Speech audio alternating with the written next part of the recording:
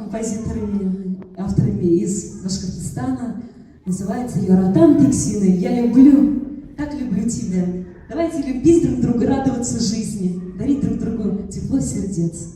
И ты...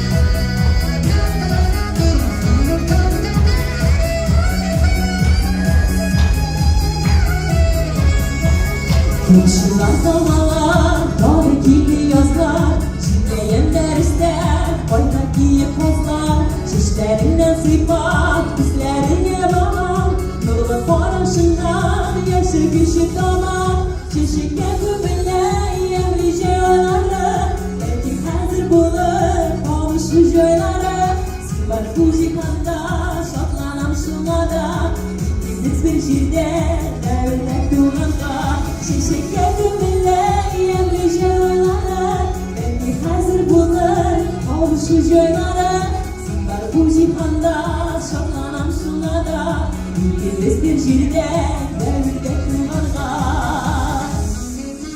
Rüzgara kurmuşlar dünyalar rüzgara, işe bakıyor sırlı nur gözlerde, günler yıllar olmaz zindekide, emin elip gider yaratan tiksine, şaşırken gübüyle yemlice oynarlar, belki hazır bulur kavuşmuş oynarlar, sıkar bu cihanda şatlanan şulada, İkimiz bir şirde devirde dumanla, şaşırken gübüyle yemlice oynarlar, belki hazır bulur kavuşmuş oynarlar, sıkar bu cihanda şatlanan şulada, İkimiz bir şirde devirde dumanla.